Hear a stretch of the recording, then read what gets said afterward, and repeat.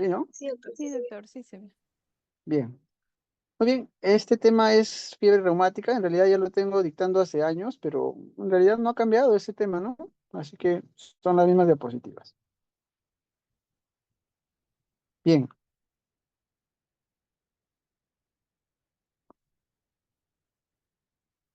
en realidad este es un tema corto, sencillo, no tiene,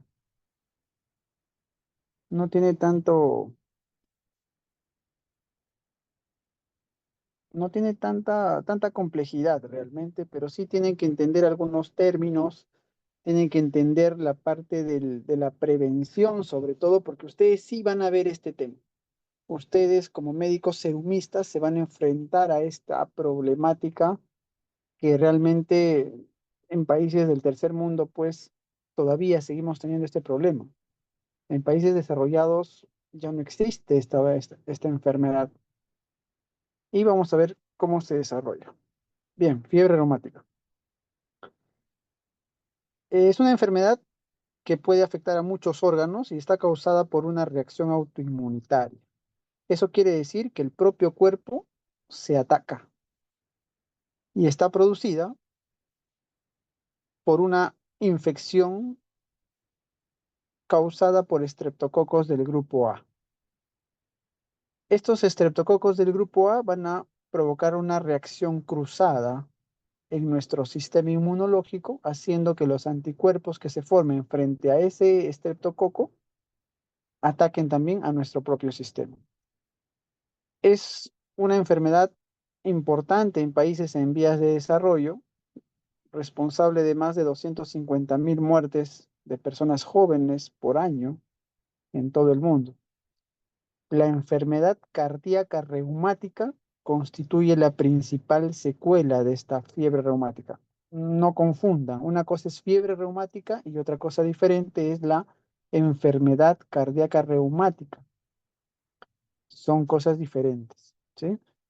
Normalmente la fiebre reumática tiene un pico de incidencia en adolescentes, niños, adolescentes, entre los 5 y 15 años de edad, ¿no?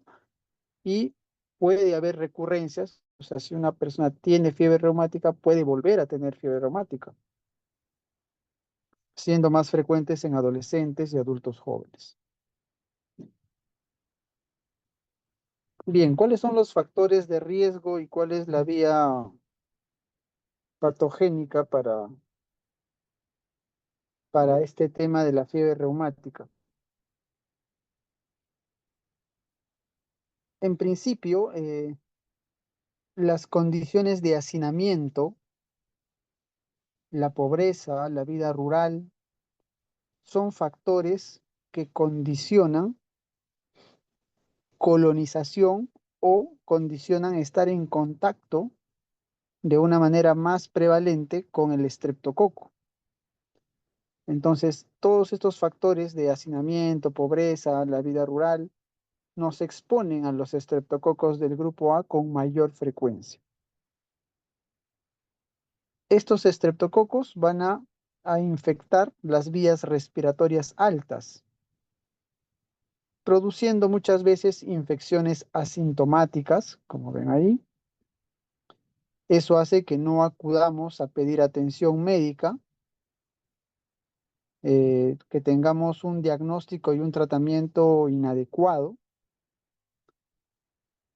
Y después de adquirir esta infección de la vía respiratoria alta, en aquellas personas con susceptibilidad hereditaria, especialmente mujeres,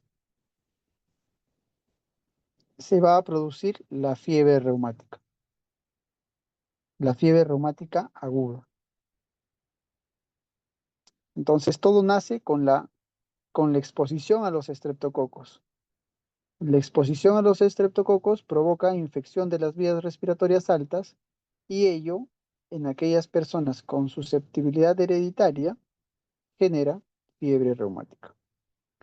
Esta fiebre reumática aguda, si es que obviamente no se da un tratamiento, una profilaxis adecuada, puede terminar generando cardiopatía reumática. la fiebre reumática mal tratada, mal diagnosticada, a la larga puede provocar cardiopatía reumática y eso puede conllevar a, usualmente afecta las válvulas del corazón. Estenosis mitral, insuficiencia mitral, estenosis aórtica, insuficiencia aórtica, y eso hace pues que las personas requieran cirugía cardíaca muchas veces para reemplazo de esas válvulas, o se presenta con insuficiencia cardíaca y eso aumenta su mortalidad. Con respecto a la fisiopatología, debemos de entender que los estreptococos del grupo A tienen un antígeno y ese estímulo antigénico está representado por el estreptococo beta hemolítico del grupo A. Y de este estreptococo, específicamente la proteína M. La proteína M es un componente de la pared celular del estreptococo del grupo A contra el cual se van a formar anticuerpos en nuestro organismo para poder combatirlos. Pues, ¿no? La fiebre reumática, importante con esta información acá en medio, la fiebre reumática no aparece en las infecciones causadas por otras cepas de estreptococos en sitios distintos como la piel. Solamente aparece con estreptococos del grupo beta hemolítico, grupo A, y por faringitis. ¿Sí? Faringitis. Bien, entendiendo un poco más de la fisiopatología, acá tenemos al orofaringe, cuando los estreptococos están en contacto con el epitelio orofaringio, lo infectan. Inicialmente van a salir en defensa de ello nuestro sistema inmunológico innato, los monocitos, los macrófagos, los cuales los van a fagocitar y van a presentar los antígenos, ¿no? Al sistema inmunológico adquirido, ¿cierto? Entonces las células T, las células B interactúan y finalmente se van a producir anticuerpos. Estos anticuerpos contra los estreptococos que nos acaban de infectar. Lamentablemente estos anticuerpos van a, no solamente van a atacar a los estreptococos, sino van a formar una reacción cruzada, porque a nivel del corazón, específicamente en el endotelio valvular, va a haber una predisposición o una similitud inmunológica que va a hacer que este anticuerpo se adhiera a la superficie del endotelio valvular, provocando de esta manera un proceso inflamatorio a esa zona. Se van a producir citoquinas proinflamatorias que van a condicionar inflamación de este endotelio. ¿Todo por qué? Por una reacción cruzada de nuestro organismo frente a esos anticuerpos, ¿no? Entonces, de esa manera se inflama la superficie cardíaca.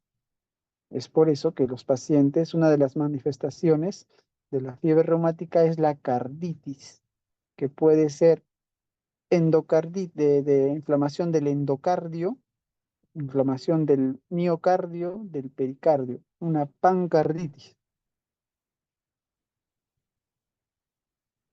Anatomopatológicamente, la fiebre reumática aguda se van a encontrar lesiones inflamatorias focales, diseminadas o difusas, ¿no? Son muy característicos, ojo con esto, pregunta examen, son muy característicos en el corazón los cuerpos de Asher, ¿no? ¿Qué son los cuerpos de Asher?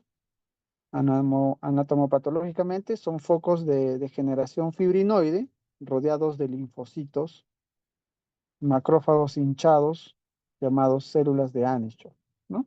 Eso es la característica anatomopatológica de la fiebre reumática, los cuerpos de Asher. Siempre preguntan eso, ténganlo en cuenta. Bien, vamos a las manifestaciones clínicas. La fiebre reumática usualmente aparece a las 2 a 3 semanas después de la infección estreptocócica. hay un tiempo de ventana en el cual se van a ir formando los anticuerpos.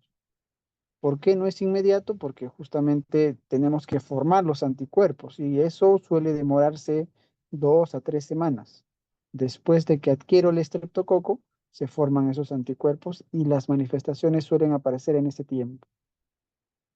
El síntoma o la manifestación más común es la fiebre, 90% de los casos, y no suele ser tan alta, bordea los 38.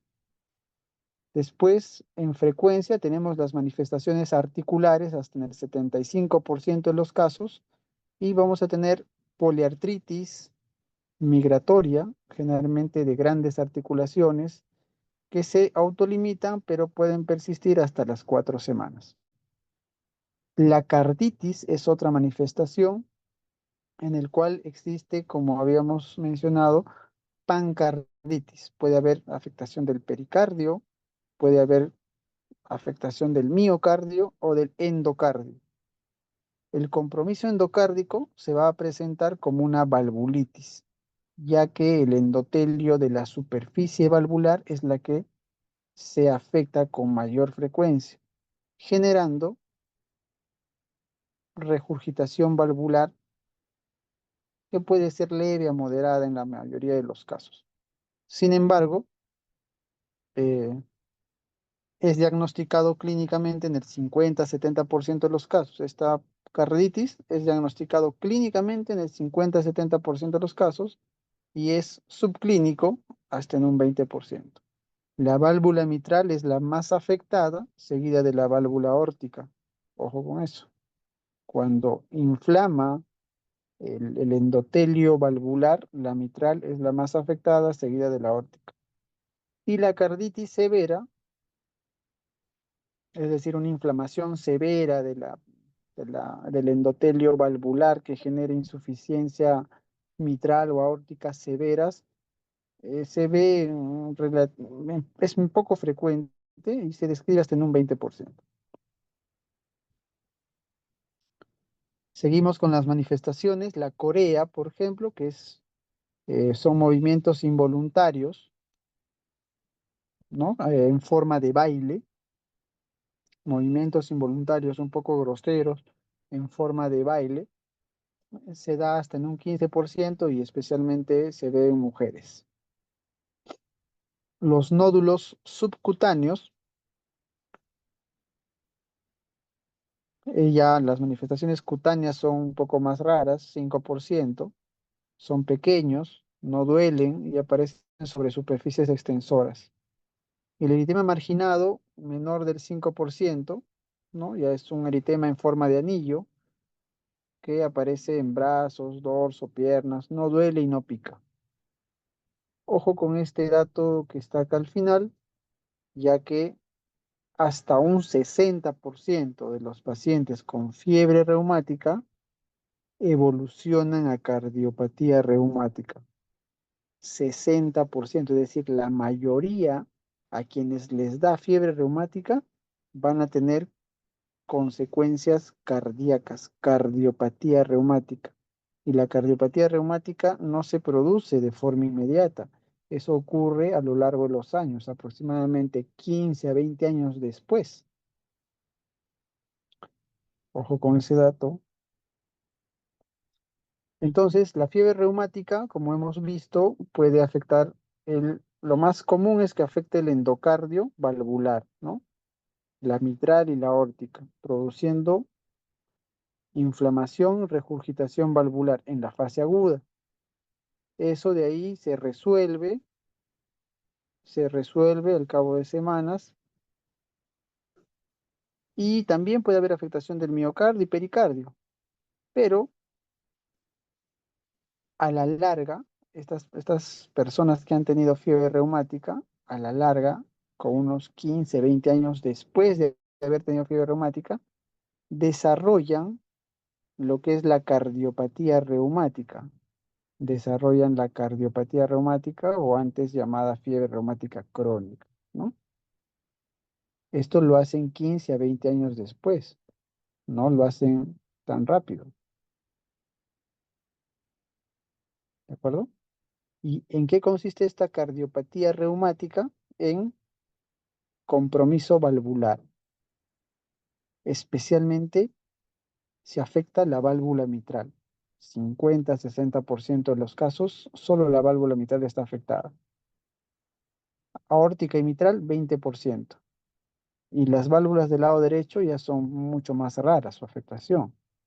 Entonces, principalmente lo que produce es estenosis mitral. ¿Por qué produce estenosis mitral? Por la inflamación crónica que que esta enfermedad deja. Entonces, se produce engrosamiento de las válvulas. Esta es la válvula mitral. Acá vemos que hay engrosamiento de las válvulas. La válvula, miren, acá está engrosada. Esta es la válvula aórtica, está engrosada. Esta es la válvula mitral. También vemos que tiene un engrosamiento. Fusión y acortamiento de las comisuras. Las comisuras están acá, se han fusionado y se han acortado. Y las cuerdas tendíneas también se acortan y sufren un engrosamiento, ¿no? Estas son las cuerdas tendíneas engrosadas, acortadas, y eso provoca estenosis mitral. La mayoría de las veces provoca estenosis mitral. ¿Puede haber insuficiencia mitral asociada? Sí, pero predomina la estenosis mitral. Y eso lo ves pues en personas jóvenes, ¿no? Por ejemplo, pacientes de 30 años que vienen por insuficiencia cardíaca, le haces un ecocardiograma, tiene estenosis mitral. Y uno, por el ecocardiograma, puede saber si esa estenosis mitral es de causa reumática, ya que por ecocardiograma hay ciertas características que nos hacen pensar en etiología reumática. Entonces tú le preguntas al paciente, ¿usted ha tenido fiebre reumática? Y por ahí de repente se acuerda y dice, sí, me dio fiebre reumática cuando tenía 15 años. Entonces, más o menos a los 15 años le dio fiebre reumática, 15 años después está debutando con cardiopatía reumática. ¿De acuerdo? Para hacer el diagnóstico de fiebre reumática, ahora estamos hablando de fiebre reumática, ¿sí? El tema es fiebre reumática. En realidad no existe una prueba definitiva para el diagnóstico. Debe basarse en las manifestaciones clínicas típicas junto con datos de infección previa por estreptococo del grupo A. Y para poder evidenciar la infección previa por estreptococos del grupo A, para lograr una evidencia de que ha estado infectado por estreptococo del grupo A, debo de pedir o cultivo de frotis faringio o las pruebas serológicas como el ASO y la antiDNasa, que son anticuerpos, ¿no? Que hemos formado para los estreptococos. ¿De acuerdo? Entonces, con esa evidencia, ya sea por cultivo o por prueba serológica, tengo la evidencia de la infección previa por estreptococos. Ahora, para el diagnóstico se crearon unos criterios, los famosos criterios de Jones, que fueron modificados el año 2015 de acuerdo al nivel de riesgo que tenía la población. La población nuestra, Perú, es una población en riesgo moderado alto. ¿Por qué? Por las condiciones de hacinamiento, de pobreza que aún tenemos en el país, ¿no? Entonces existen criterios mayores y criterios menores para hacer el diagnóstico. Los criterios mayores tenemos que el paciente tenga carditis, ya sea clínica o subclínica, es decir, inflamación usualmente del endotelio valvular y eso produce insuficiencia en la mayoría de los casos, insuficiencia mitral o insuficiencia mitral y aórtica. Y eso se escucha clínicamente con el soplo, ¿no? Otro criterio mayor es la artritis, que puede ser mono o poli, la corea, el eritema marginado y los nodos subcutáneos, los síntomas que hemos visto. Criterios mayores todos ellos. Criterio menor, que tenga una sola articulación afectada, monoartralgia, fiebre mayor o igual de 38, velocidad de sedimentación globular elevada o una proteína C reactiva elevada, o ambos, ¿no? Y que el intervalo PR esté prolongado. Prolongación de intervalo PR, como un bloqueo AB de primer grado. Eso se produce por la inflamación asociada, ¿no? Entonces, el diagnóstico lo hago cuando obtengo dos criterios mayores o un criterio mayor y dos menores, o en todo caso tres menores, ¿no? Ahí se hace el diagnóstico. Existen diagnósticos diferenciales, ¿no? Para la fiebre reumática, desde una artritis séptica, una artritis reactiva, artritis idiopática juvenil, etcétera, hasta enfermedades cardíacas netamente puras, como una endocarditis, una miocarditis viral, etcétera, ¿no?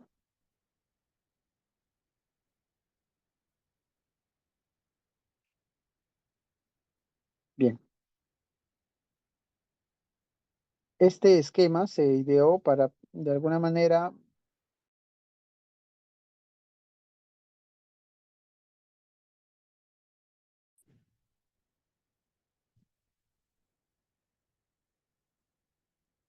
hola, ¿me escucha? Sí, doctor, sí se le escucha. ¿Hasta dónde me escucharon? ¿Me está escuchando? Sí, ¿no? Sí, lo que sí no se ve ahorita en la pantalla. Ah, ahorita se ha dejado de compartir. A ver, un toque.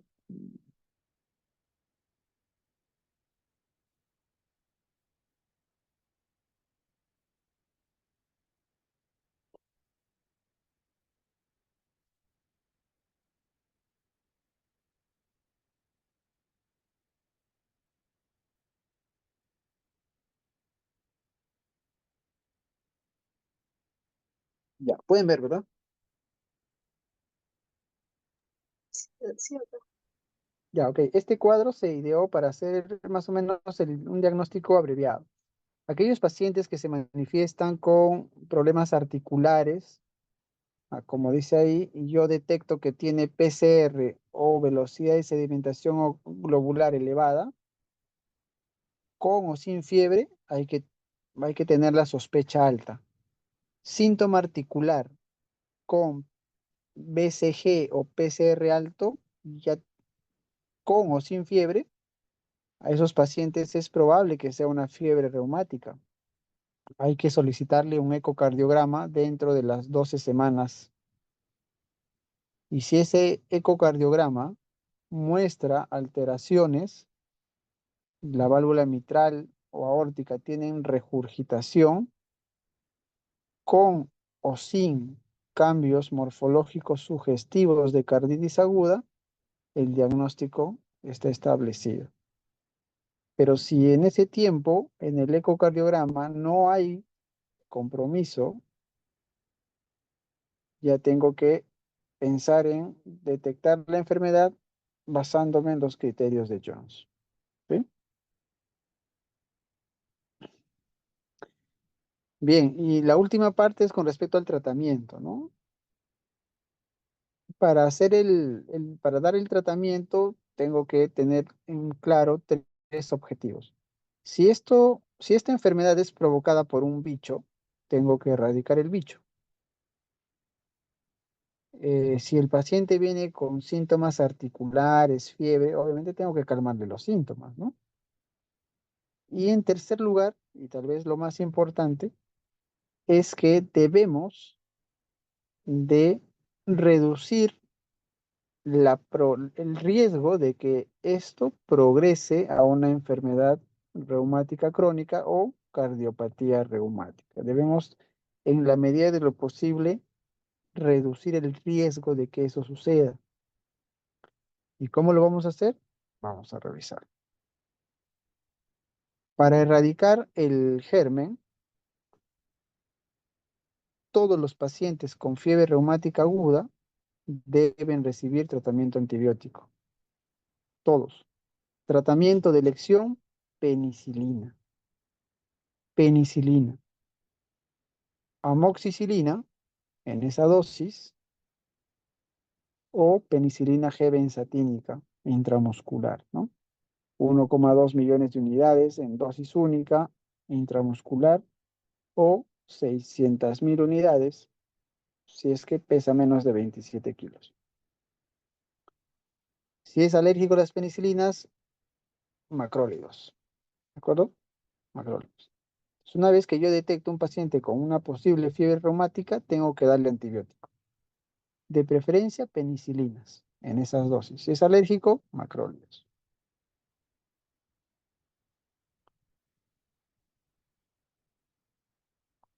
Con respecto al punto 2, alivio de los síntomas. Para aliviar los síntomas está descrito que los AINES tienen un efecto, una eficacia alta. Aspirina o ácido acetilsalicílico, ¿no? En esa dosis. Naproxeno también es posible darlo. Y usualmente este tratamiento con AINES, usualmente lo mantenemos por 1 a 4 semanas, ¿no? Dependiendo de cómo vaya mejorando los síntomas del paciente, ¿ya? Y finalmente, y creo que es la parte más importante, cómo reducimos la progresión de la enfermedad hacia la cardiopatía reumática, cómo vamos a reducir ese riesgo. En realidad se han hecho algunos estudios con corticoides, pero la evidencia actual es discrepante. Unos estudios van a favor y otros estudios no han demostrado nada. Así que usar corticoides para disminuir el riesgo de progresión hacia cardiopatía reumática no está demostrado fehacientemente. Sin embargo, los AINES sí, como son parte de la terapia sintomática antiinflamatoria, se ha considerado por mucho tiempo que tiene el mayor potencial para reducir la progresión a la cardiopatía reumática. Sin embargo, no hay estudios a gran escala que lo hayan demostrado. Claro, hay una hipótesis de que este problema de la fiebre reumática progresa hacia la cardiopatía reumática porque hay un proceso inflamatorio crónico que deja la exposición a estos estreptococos, ¿no? A los anticuerpos formados. Entonces, este proceso inflamatorio crónico se, se piensa que es el responsable de que 15, 20 años después de tener fiebre reumática aguda, tengas la cardiopatía reumática, que afecta principalmente las válvulas del lado izquierdo, principalmente la válvula mitral, generando estenosis, estrechamiento, ¿sí?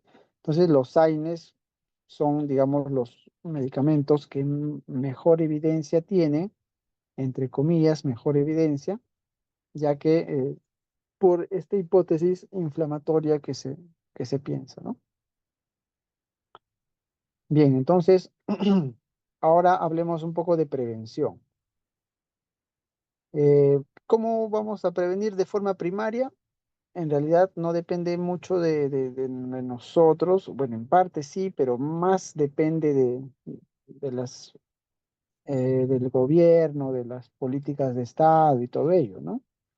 Comprende eliminar los principales factores de riesgo de la infección, tales como hacinamiento, infraestructura, higiene, etcétera, ¿no? Y cuando tengamos una infección por estreptococo del grupo A, debemos de dar un tratamiento completo y oportuno. Ojo aquí con lo que está en rojo. Si el tratamiento con penicilina se instituye dentro de los primeros 9 días de iniciada la odinofagia, se previene la mayoría de los casos. La mayoría de niños que ustedes van a ver en su serum van a venir, el tipo de consulta más común es la faringitis. La consulta más común en su serum va a ser faringitis, ya sea en niños, en adultos, es la causa más común de consulta.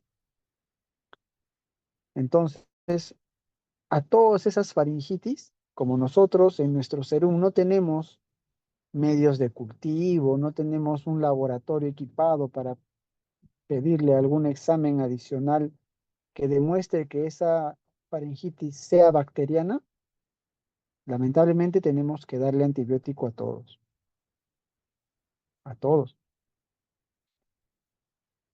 Y el tratamiento con penicilina es el tratamiento de elección. Si tú lo instituyes dentro de los primeros 9 días de iniciada la odinofagia, se previene la mayoría de los casos de fiebre reumática.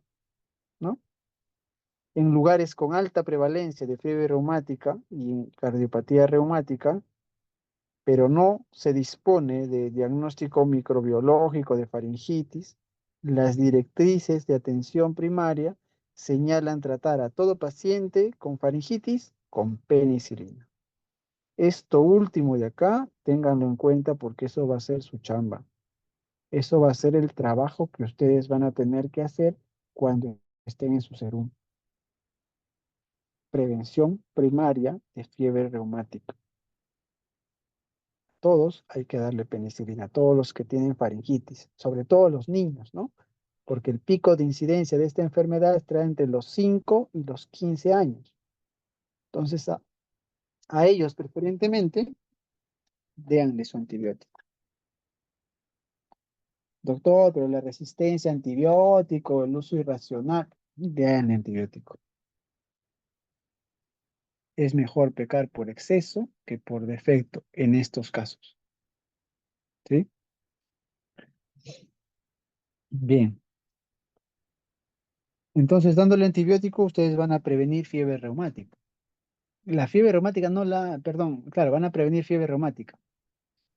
Y si evitas fiebre reumática, evitas cardiopatía reumática. Ustedes ya no van a ver cardiopatía reumática.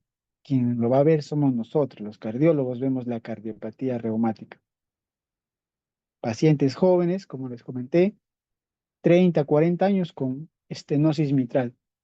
En casos severos vienen con estenosis mitral, estenosis aórtica. Y ustedes saben que la estenosis mitral es severa, provoca dilatación de aurícula izquierda, provoca fibrilación auricular,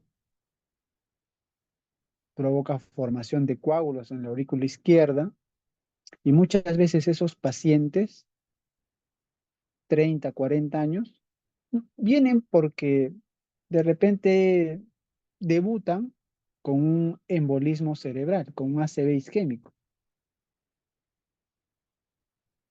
¿no? Joven, 30, 40 años, ACV isquémico, extenso, grande. Le hacen la historia, le hacen el ecocardiograma por protocolo. Sorpresa, tiene estenosis mitral severa, fibrilación auricular. ¿Y de dónde viene eso? Ha tenido fiebre reumática. A los 10, 15 años le dio fiebre reumática. Y si no se acuerda, como la mayoría de las veces, muchas veces no nos acordamos o no nos diagnostican, podemos igual saberlo por las características ecocardiográficas de esa válvula. La válvula mitral reumática tiene ciertas características ecocardiográficas y podemos decir esto ha sido causado por una fiebre reumática. Entonces, esto de la cardiopatía reumática ya ustedes no lo van a ver, pero tienen que prevenir, pues desde donde van a trabajar, desde el sector primario, ¿no? Bien. Y la prevención secundaria, ya cuando a alguien le ha dado fiebre reumática, hay que evitar que le dé otra vez. Hay que evitar que le dé otra vez, porque si le da otra vez, el riesgo de que tenga cardiopatía reumática es mucho mayor. Ya no será el 60%, será el 90%. Y la prevención secundaria se va a basar en este cuadro, según la Asociación Americana del Corazón. Si ha tenido fiebre reumática sin carditis, debe recibir profilaxis antibiótica. Profilaxis antibiótica. Durante 5 años después del último episodio de fiebre reumática o hasta los 21 años, lo que sea más prolongado. Debe recibir antibiótico 5 años después del último episodio de fiebre reumática o hasta los 21 años, lo que sea más prolongado. ¿Tanto tiempo? Sí, tanto tiempo. Así es, lamentablemente. Aquellos que han tenido fiebre reumática con carditis, pero sin valvulopatía residual, la profilaxis antibiótica va a los 10 años después del último episodio o hasta los 21 años, lo que sea más prolongado. Y si ha tenido fiebre reumática con valvulopatía persistente, evidente en la ecocardiografía, profilaxis antibiótica durante 10 años ulteriores al último episodio o hasta los 40 años, lo que sea más prolongado. Entonces, en cualquiera de los casos, necesitan profilaxis antibiótica. ¿Con qué? Con penicilina. La prevención secundaria también se hace con penicilina. Penicilina G benzatínica, 1,2 millones de unidades intramuscular cada mes, mensual. O, si no quieres agujas, lo puedes hacer por vía oral, 2 veces al día, pero es menos efectivo. Y en alérgicos, tenemos la opción de darle macrólidos, ¿no? Tenemos la opción de darle macrólidos. Bien, eso era lo que quería compartir. No hay más. No sé si tienen alguna duda, pregunta. Con gusto.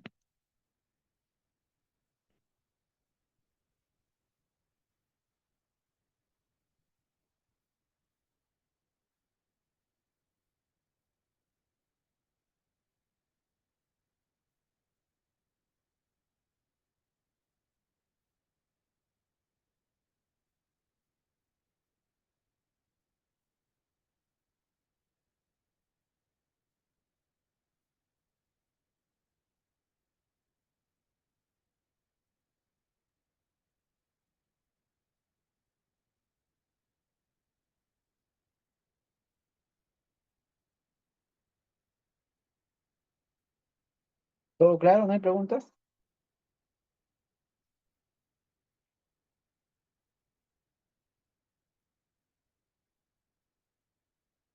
Sí, doctor, todo claro.